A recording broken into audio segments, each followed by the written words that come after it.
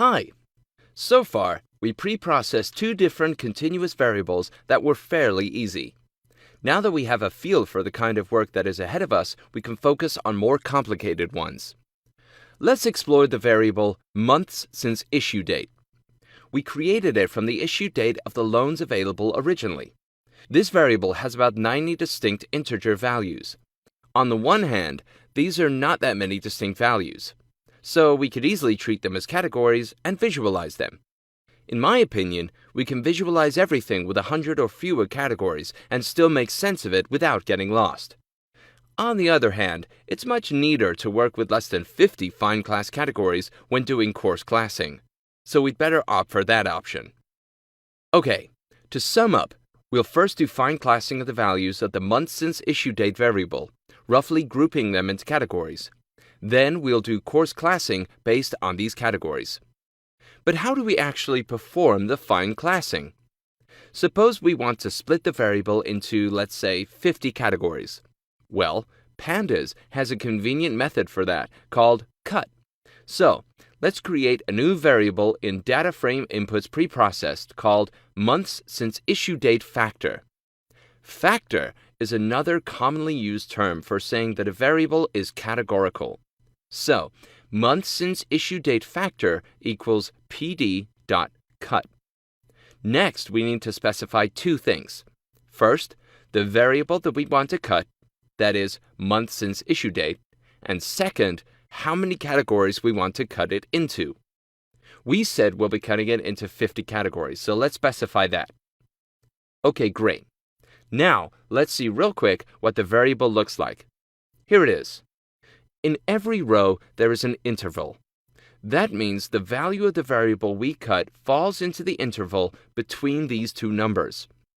Conventionally, the value is greater than the first number and lower than or equal to the second number.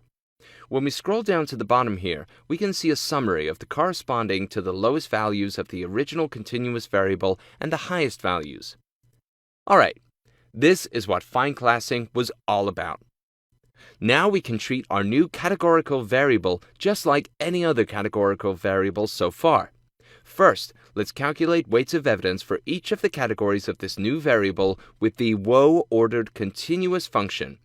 Let's override our working data frame for results with the woe-ordered continuous function with arguments data frame inputs preprocessed, the newly created categorical variable month since issue date factor, and data frame targets preprocessed. Great! We get a table with results that contains the exact same calculations as for any other variable we've explored so far.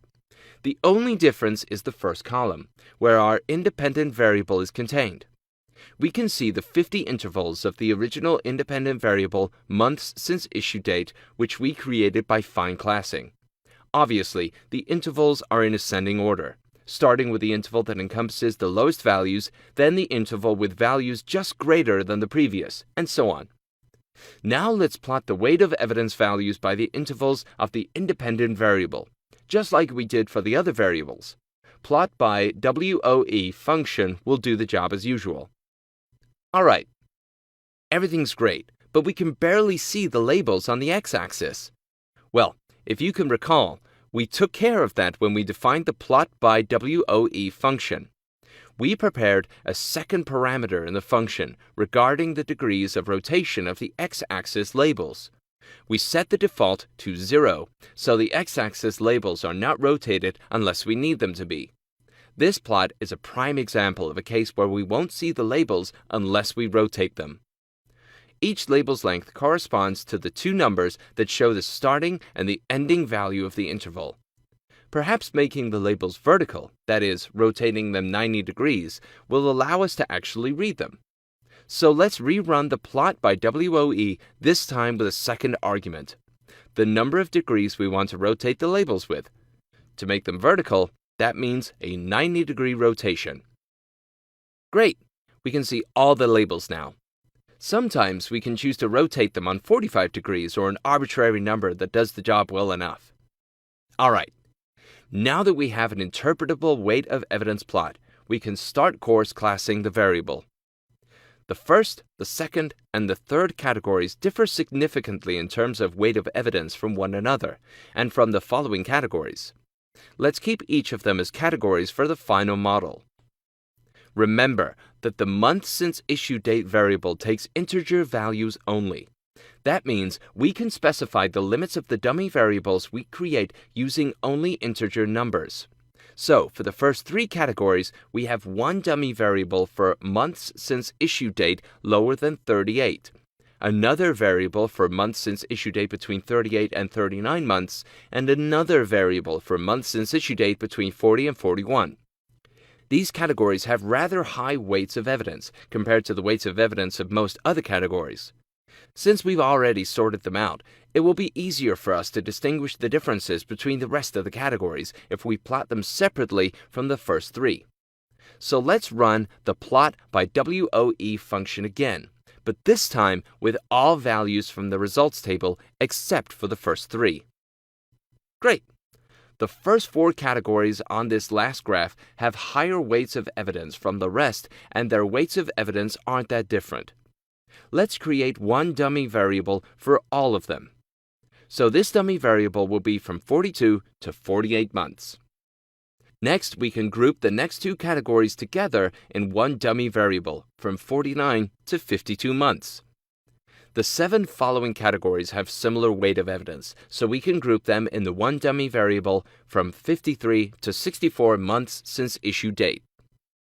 If you remember, apart from the weight of evidence value, another important determinant was the number of observations that fall into a given category. If we check out the remaining categories, we can notice that they contain a very small number of observations altogether. In fact, this is the reason why their weights of evidence vary a lot. So even if you have forgotten to check the number of observations that fall into each category, such a plot can serve as a red flag for you. Whenever you see a WOE plot that goes up and down like this, you must make sure to check the number of observations in the respective categories. Okay, so we know that these intervals refer to only a small portion of our data. Therefore, we could create only one dummy variable for all of them. That is one way to deal with it. However, I prefer to cut here at 84 months since issue date. So there will be one dummy variable for 65 to 84 months since issue date, and another one for more than 84 months since issue date. Similarly to the first two variables, we're going to use the np_where method and the isIn method to check whether the number of months since issue date is in a specific range and thus create dummy variables. Alright, let's do one more together. We will explore interest rate. Unlike months since issue date, it takes many different fractional values, not only integer numbers. It's good to keep that in mind when determining the limits of the categories for the dummy variables. Let's find class the interest rate variable. Once again, we will cut it into 50 categories. We'll assign the result to a new variable called int_rate_factor.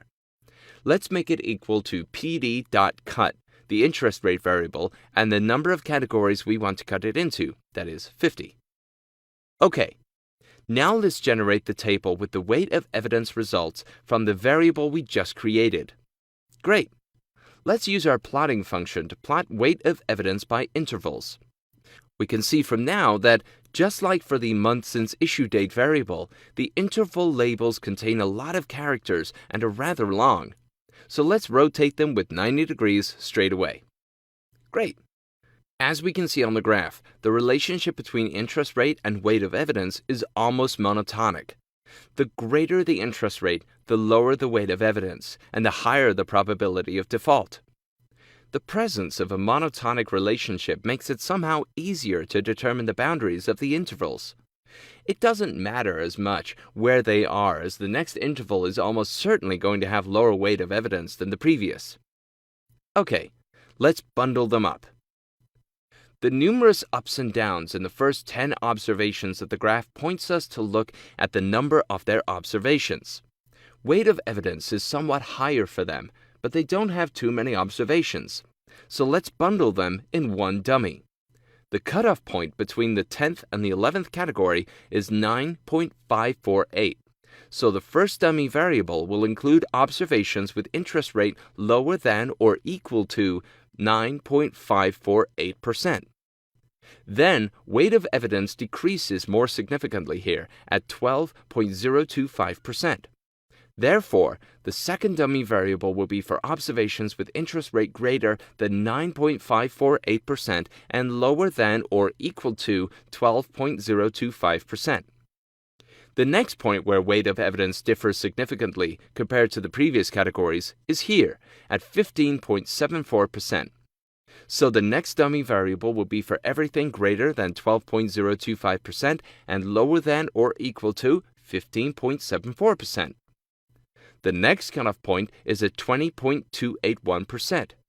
Accordingly, the next dummy variable will be for everything greater than 15.74% and lower than or equal to 20.281%. We can't really say that there are such big differences in weights of evidence after 20.281%. Besides, each of these categories has a rather low number of observations. So it makes sense to group them in one dummy, everything greater than 20.281%. Once more, we will take advantage of the NP-WHERE method to create our 5 dummies. This time, the condition we want to check is not about integer values, so we won't be using the range method. Rather, we'll check if the value of the interest rate field is greater than the lower limit of the category. Then, we'll check if it's also lower than or equal to the upper limit of the category. Obviously, for the first and the last categories, there are only an upper limit and a lower limit respectively. So for the first category, we check whether the value of the interest rate is lower than or equal to 9.548. We assign a value of 1 if it is and a value of 0 if it isn't. Great. For the second category, we check if the value of the interest rate field is greater than 9.548 and if the value of this same field is lower than or equal to 12.025 at the same time. We use the same expression for the next 2 categories with the respective limits. What about the last category? Well, we need to see if the value of the interest rate field is greater than 20.281. Are we done? Since preprocessing of continuous variables is so important and not straightforward, let's do one more. This time, it will be an easier one, I promise. This time, it will be the funded amount variable.